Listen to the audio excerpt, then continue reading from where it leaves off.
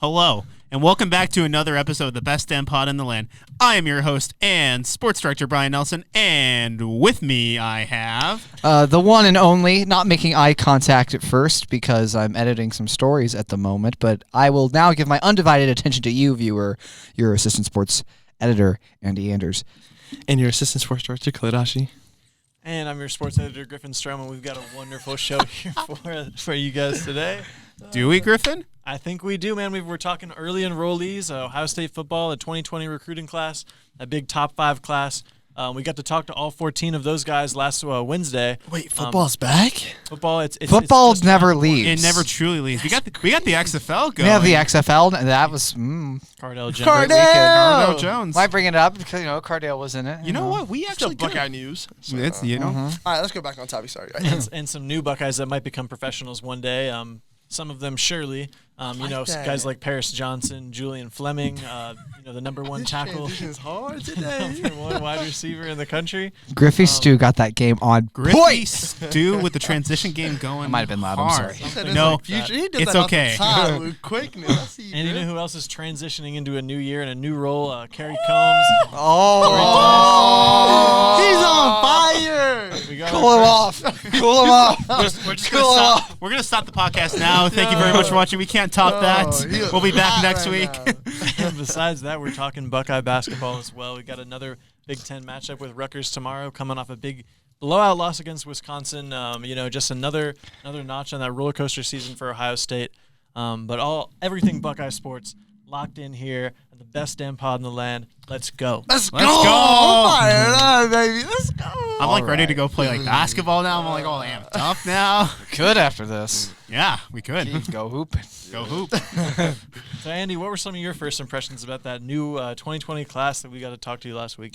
Well, Griffin, thought it was very interesting, the dynamics within the early enrolled recruits. I don't know where I was heading with that at first. I kind of lost my way. But so I think the main person who stood out to me was Julian Fleming, both in interviews and just in what he could bring to the table this season. I think he's got a hole that he can fill at that receiver position.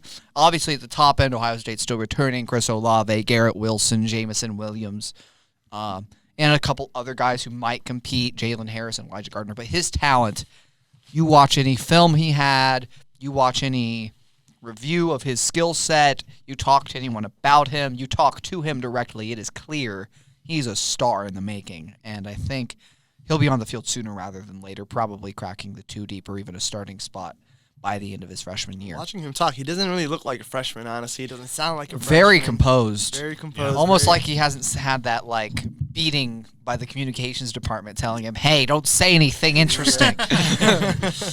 We'll talk about some guys who have later. A few of the guys were like that. It seemed like some of them were already pretty well adjusted to, speaking in that type of scrum media environment already. You're talking about Julian Fleming. Mookie Cooper was interesting to talk to as well. Yes. He seemed pretty energetic with some of his answers. G. Scott was very good as well. Mm-hmm. G. Scott was actually pretty polished for... He was, yeah.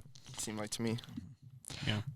The other thing I was really interested to learn, I didn't know just how ridiculous Jackson Smith and Jigba's high school numbers were. Have you ever seen them? Disgusting. They are ridiculous. 2,700 yards and 36 touchdowns in a season? Yeah. In a season? Yeah. Didn't he break one of the Texas records? I mean, he must for have. receiving How yards? could anyone else have ever caught 2,700 yards in a season? I mean, when I play Madden, Quarterbacks don't- my receivers... When I play Quarterbacks Madden don't on know rookie that. difficulty, on Heisman difficulty, All-Star, Hall of Fame difficulty. I don't know about that one. Yeah, then I just throw interceptions all day long. AI is OP on the all Madden difficulty there. I know, and you can't run the ball. You can't ever. run the ball, Can't and, run they, the ball. and they will magically leap up into the air and intercept anything you throw. Speaking of interceptions, Brian, we have two incoming quarterbacks for Ohio State in this class, 2 4-star quarterbacks. It's the first time Ohio State has had 2 incoming 4-star freshman recruits at quarterback since 2002. Can you guys name those 2 quarterbacks? In 2002? But you can't because you read my story. Wait, I knew it before your story. Does it still Fair count? enough, but let's see if the Say it again. directors can get it.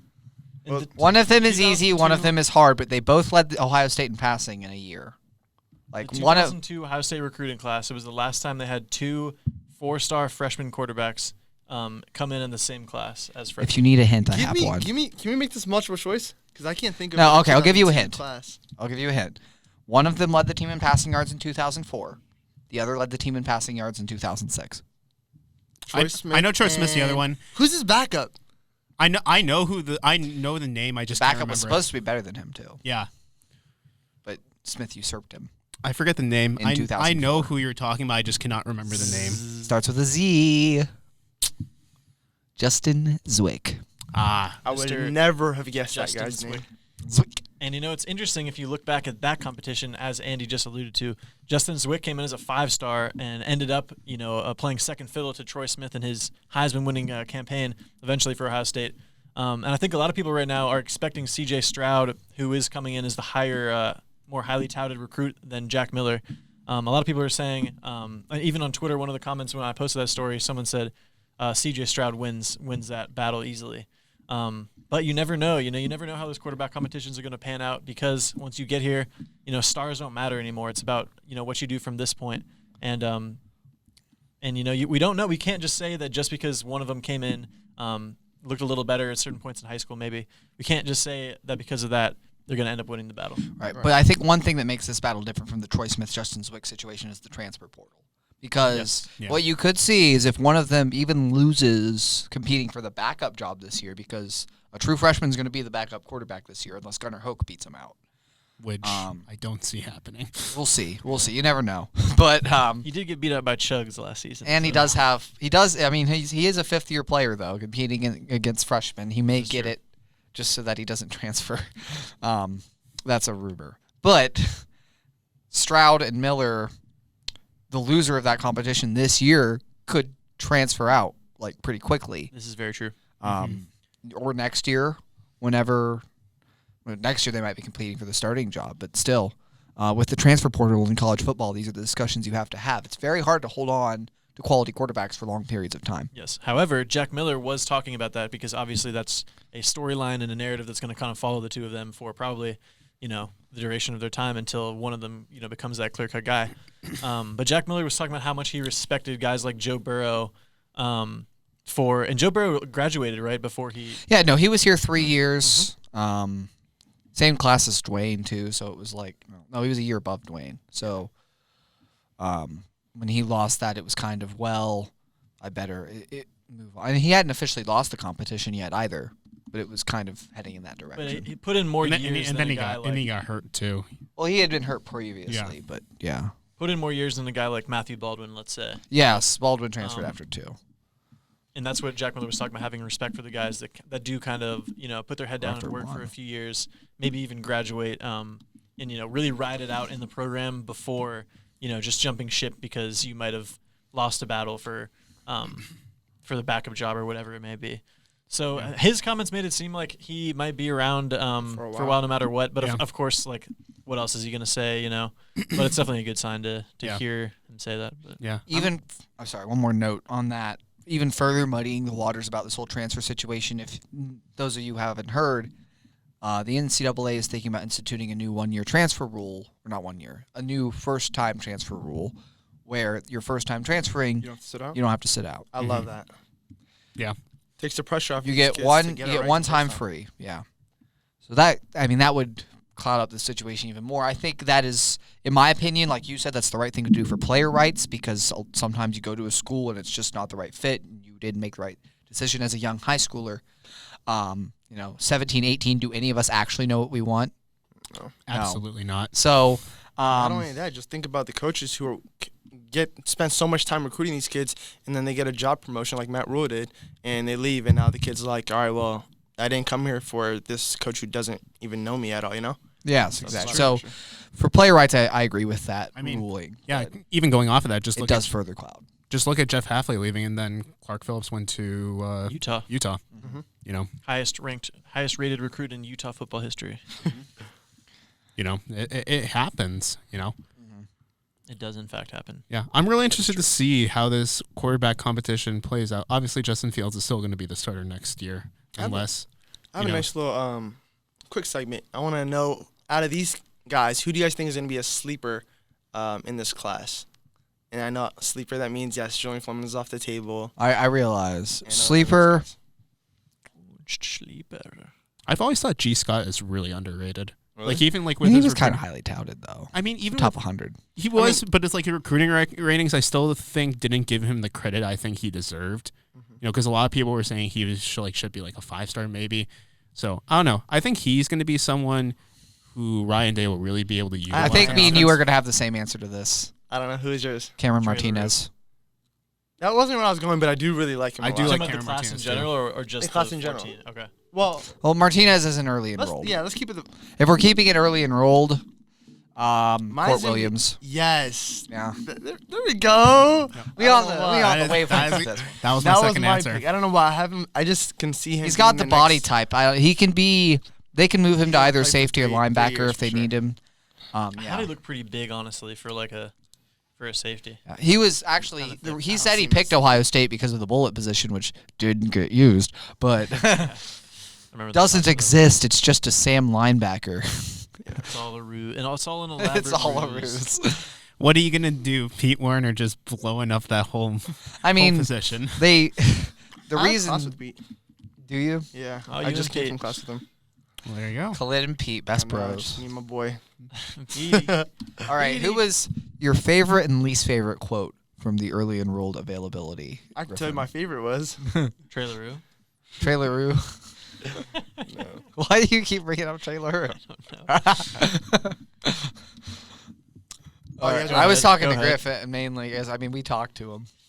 I just like I said, a lot of the receivers were very well adjusted. Paris Johnson was cool as well. I mean, I know who the worst was. You Yeah, want to get into that territory? I think we're both Everyone in I jump on agreement. this young man. We're not gonna jump on him. Being uncomfortable around the media isn't an insult. I want to make that clear. You know, when we're talking about being a back quote for a story, that doesn't a knock on you as a person, a football player, your intelligence, anything. It's just some people are uncomfortable talking to the media, and one of those people that stood out was Darian Henry, young. yes. Not a knock against him at all, but I just thought it was funny. He was asked a question, admittedly a little bit stilted, when it was asked if his teammate legend that he was coming in with lived up to that name, and he had a one-word answer. He just said, "Yeah." But that is kind of a weird question. It was close-ended, but most of his answers were one sentence or one word, which it sucks as a writer, but like, who cares really? Yeah. And another thing, like it might not even be that he's uncomfortable per se talking to the media. I mean, maybe a little He bit of may that, not but have been it could trained. just be like some of these guys can just see through some of the Questions that are media being questions, 'cause, asked. you know, like you're getting the same questions, you know, asked of you so many times, and like sometimes they're so thinly veiled, you know, in terms of leading into some controversy that the media wants to write about.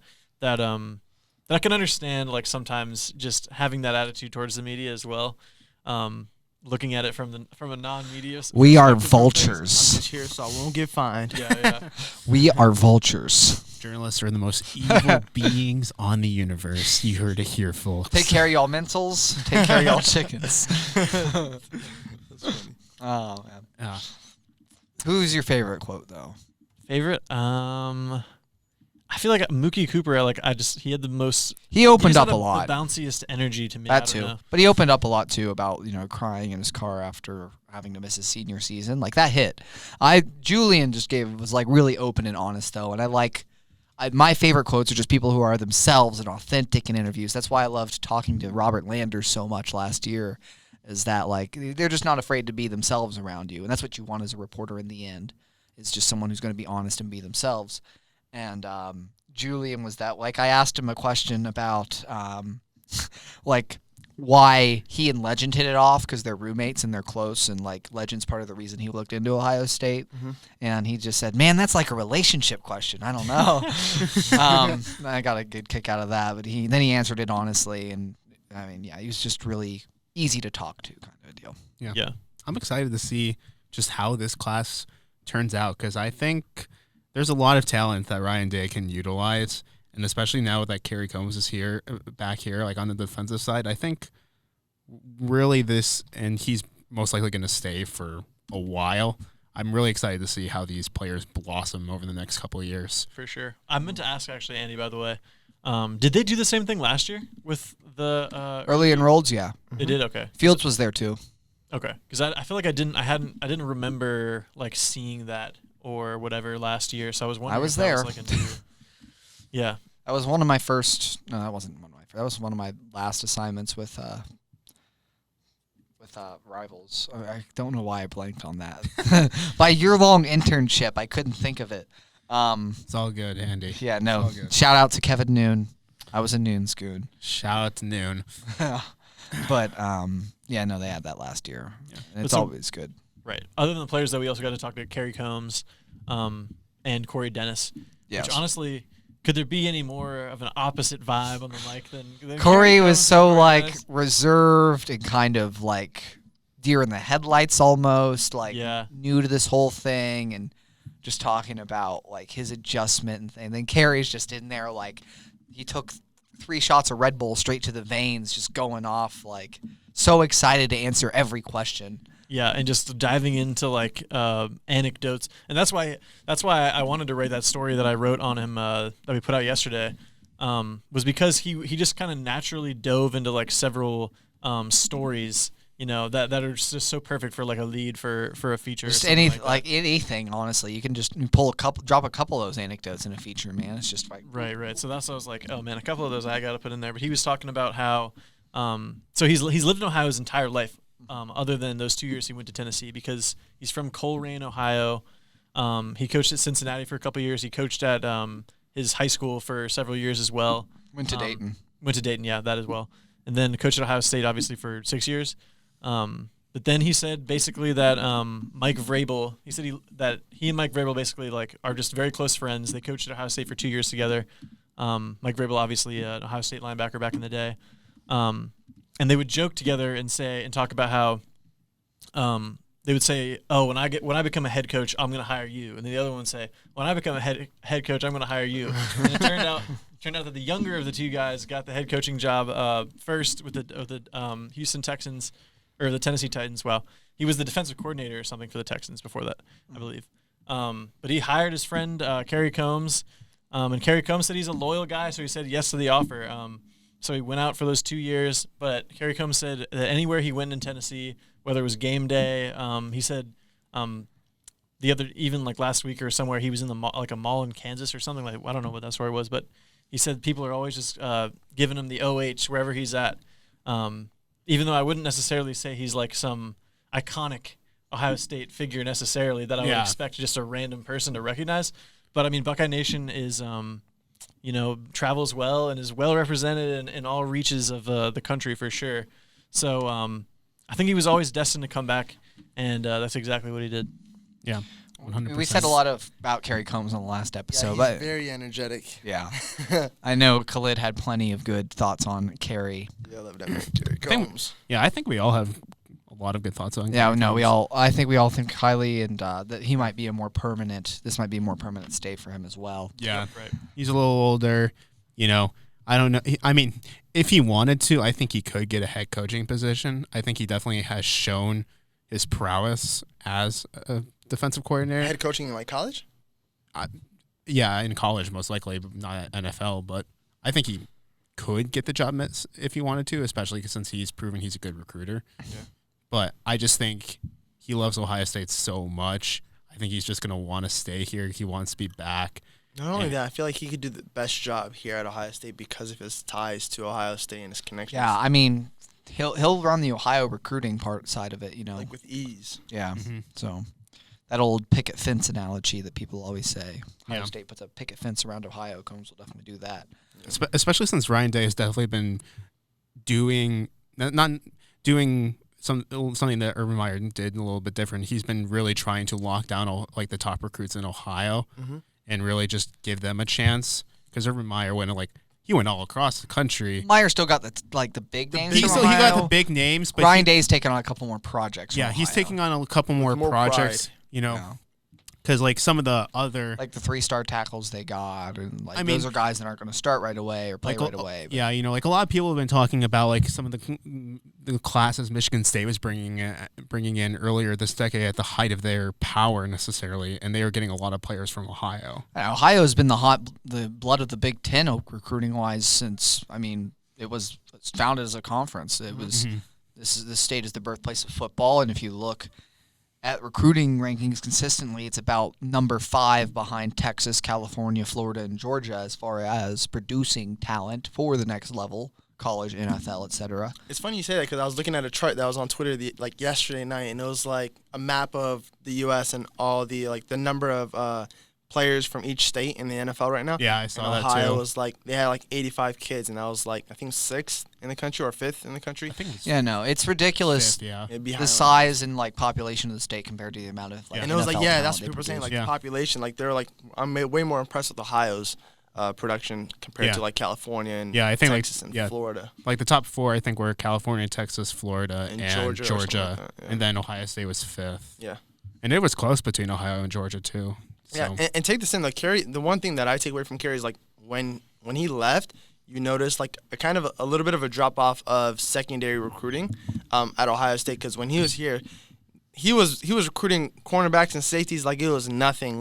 We were constantly producing top names, and I remember that one year where they had Jeff Okudah and Sean Wade, who were both in the top 10, and then he leaves, and it's kind of all right.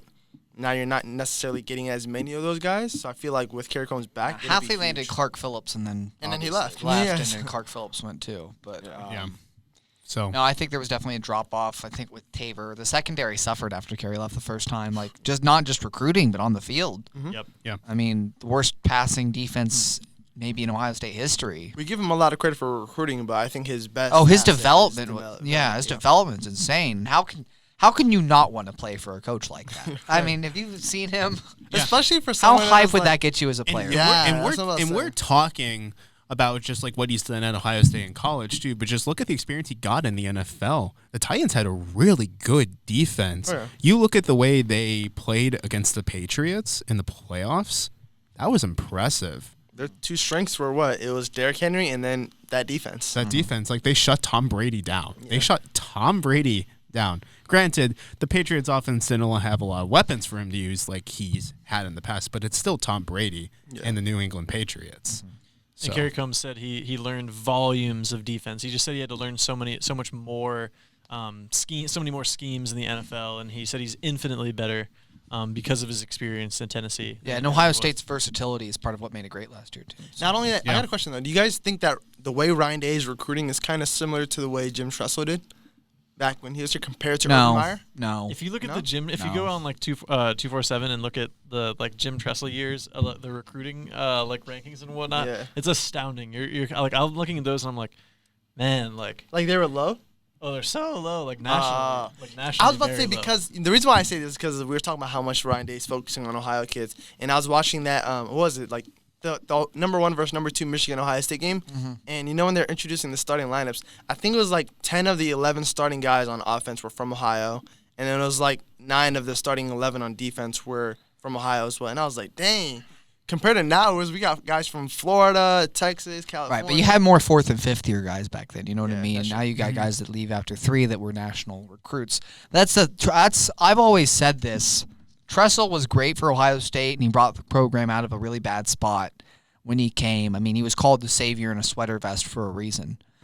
But I think he never would have won a national championship again after 2002 because he didn't recruit nationally. He was only getting the Ohio talent, and really Ohio, before recruiting went so national, recruiting only got as national as it is now in the 2000s, right? It used to be you mostly recruited your region, and and mostly you still do.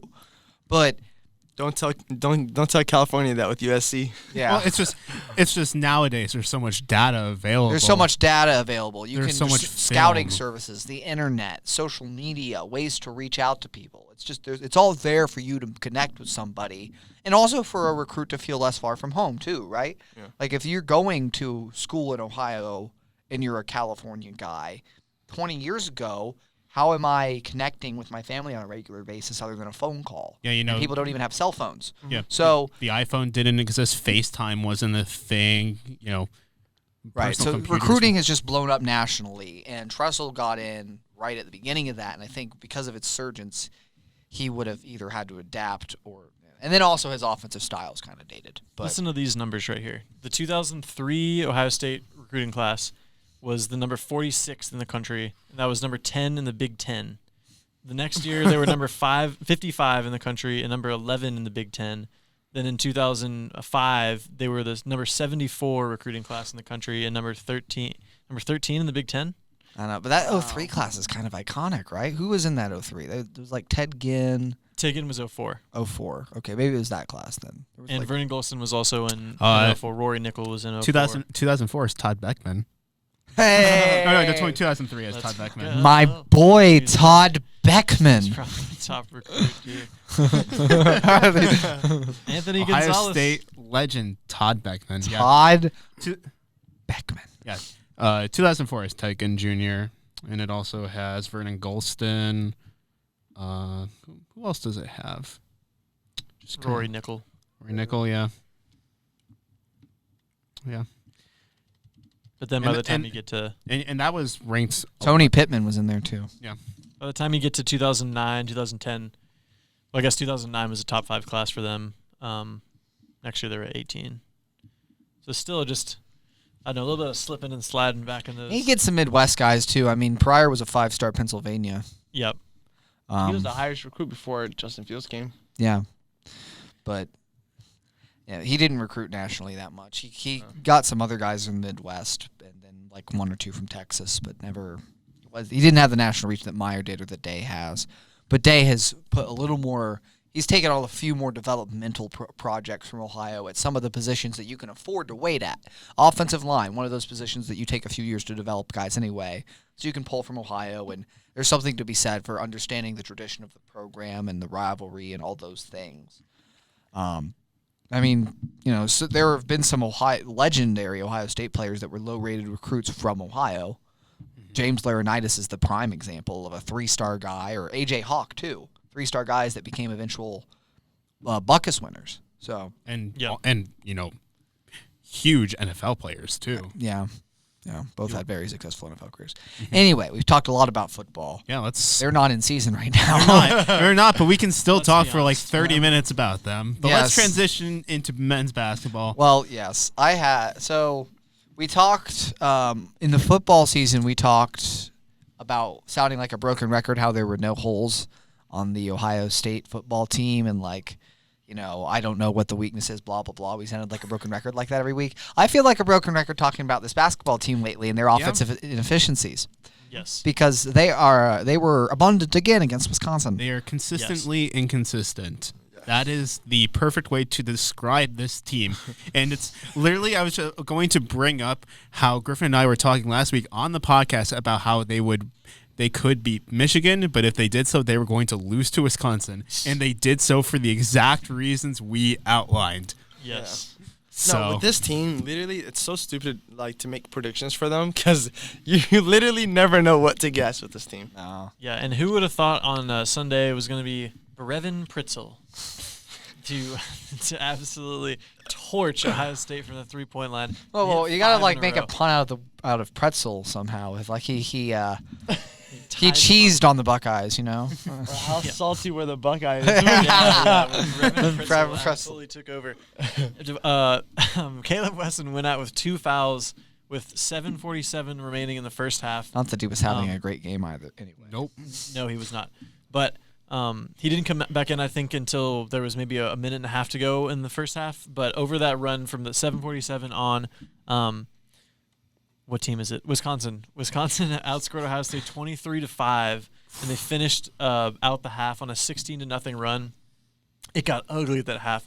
It was Demetric Trice and Brevin Pritzel. He's an just- Ohio kid, right?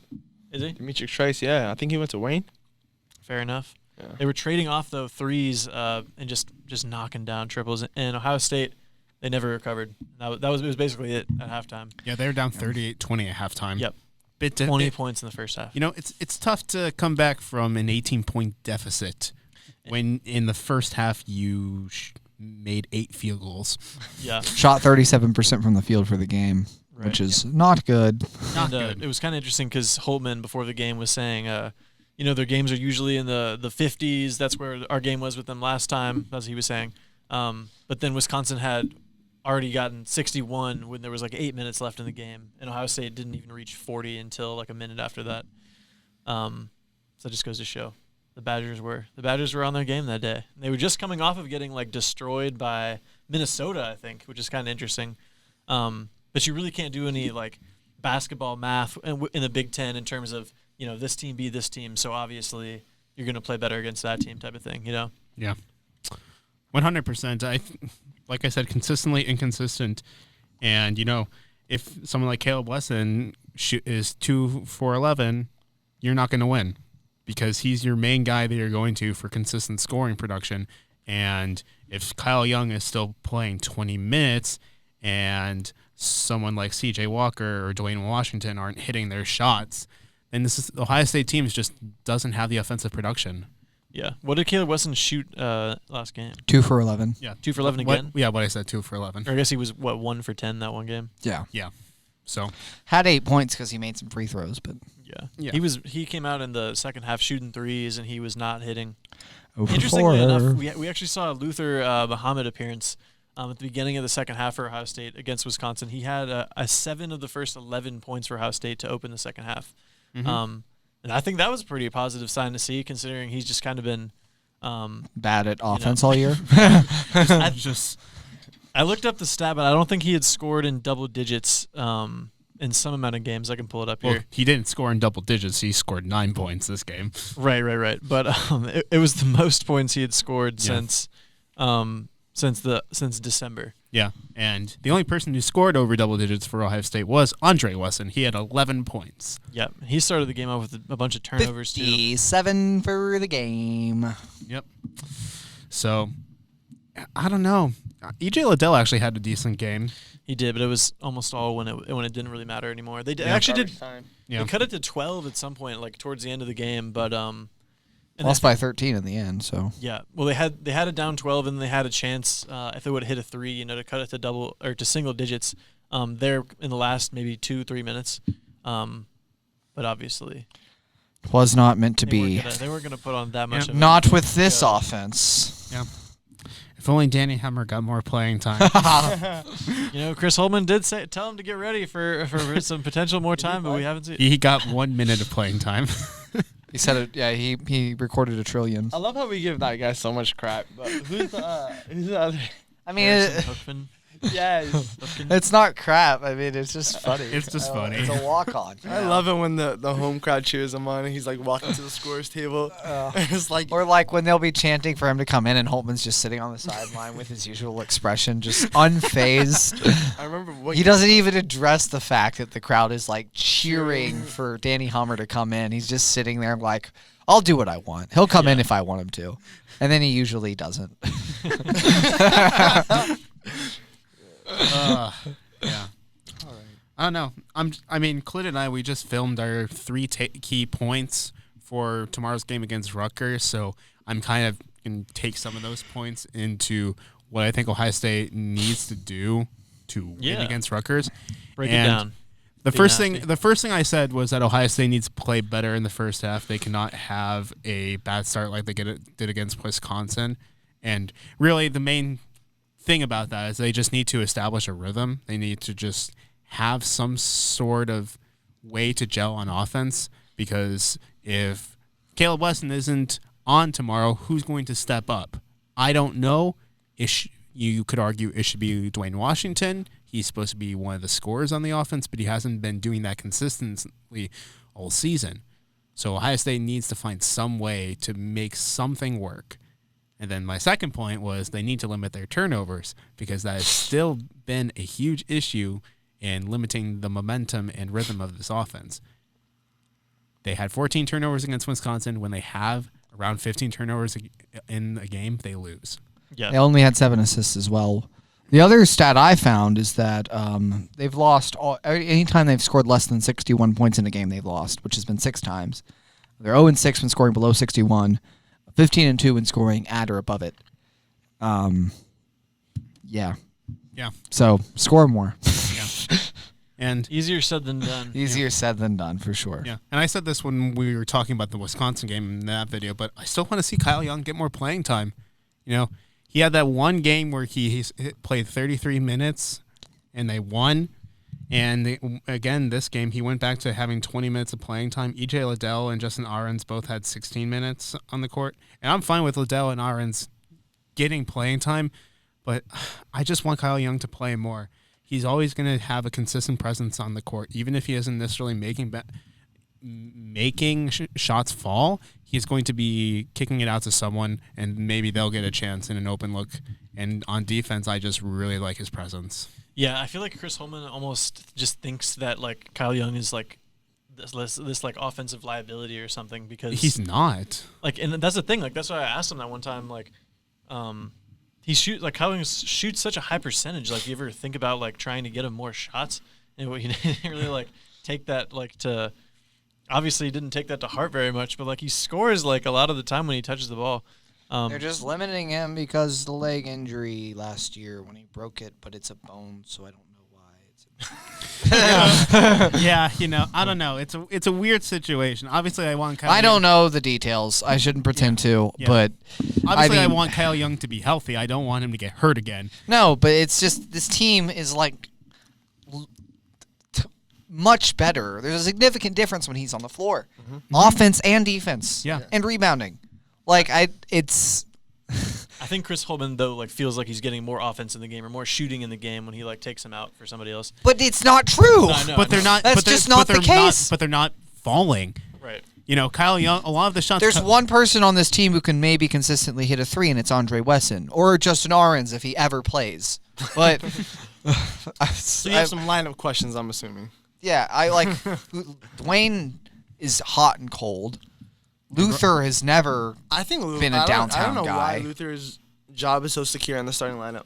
I know. Because he plays defense and Holtman's a defensive-minded coach. As much as he, Yeah, but even then, Kyle Young plays good defense, too, so I don't get what the issue is with that. Kyle Young's really scrappy. He's that extra guy he's that guy who's going to go the extra mile on defense. How many points did he have? Like, 2 points last game, Luther Muhammad?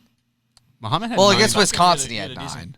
But that's the first time in a while he's had a good. 0 in the game before that. Yeah, that's the first time in a while he's had a good offensive night. That's what Griffin was saying. Yeah. But even then, a lot of the shots that Kyle Young takes are like the low risk shots that have a really good chance of falling because he's a forward. He's not taking threes all the time. So Holtman would not define himself as a defensive minded coach, but he's a defensive minded coach. Yeah. So I'm confident in that analysis. Comes from the Big East. I don't know. I feel like Kyle Young should get way more playing time, and I think it should be very consistent. If it really is a health thing, then I guess whatever, limiting his workload. But it's just there is a significant difference when he's out there and when he's not. He shouldn't like 20 minutes just isn't enough when they've had the struggles they've had. Yeah, and you really look at games when he doesn't play that much, and he hasn't been playing a lot during this entire stretch where Ohio State hasn't been playing well. Right. And when they were like undefeated and playing well earlier in the season, he was playing consistently. He was getting a lot of solid playing time, and there's just been that transition. It could be injury related, and if so, we can't really help it. But still, I just feel like there should be something they try and do, They have tried a lot of lineups, though. I remember in one of the games, one of the broadcasts they were saying that Chris Holtman has tried like 40 different, some large number of lineups or something. But they'll try another one tomorrow night against Rutgers at home, and some of us will be in attendance. Yeah. Other than that, though, I don't know. I don't think I've got much more analysis. Well, might as well throw our hat in the ring. Do you guys think they'll win tomorrow? Yes. I think they do. But I've said that I don't know how many times, and they just keep losing. So I mean, as unpredictable as they've been, they're very soft. Yes. I take them tomorrow. They only have two losses at home, I think, right? Maybe 3. They just play a lot better at home, I feel like. They've had some bad games at home. They have, but every time Wisconsin, they were terrible. Minnesota and Wisconsin, have they lost anyone else at home? Penn State, I thought, was at home. Maybe I'm no, it wasn't. Penn State was the road. Every time I go to the game, they've lost twice. Only twice at home. So I think it's only been one time when I was there. So Khalid, both the times they've lost at home are the times I was there. Oh yeah, so definitely you need. I don't know what you're talking about, man. All right, you were at what? You were at like the Villanova game. You've had the wins, brother. Oh man. Rutgers, and bringing in then that bad also energy. Purdue will be on the way before we There's see no defense. There's the no Potters demon. Be again. nasty I in mean- the building. I mean, I've had wins too, but yeah. I mean, do we want to hit on Purdue at all, or do we just? No. I was just saying that's another matchup that lurks Yep. between now and our next pod. Absolutely. Be nasty Yes. with that analysis. That piping hot analysis. All right. I think that's as good a note as any to end on. Yeah, thank you very much for watching another episode of the Best Damn Pod in the Land, and thank you for putting up with these lunatics for like 40 minutes. Love them to death, but thank you very much for watching. We'll be back next week to recap both the Rutgers and Purdue games, and we'll be previewing Ohio State's road game against Iowa next Thursday. So thank you very much, and have a great week. Peace. See you guys. Peace.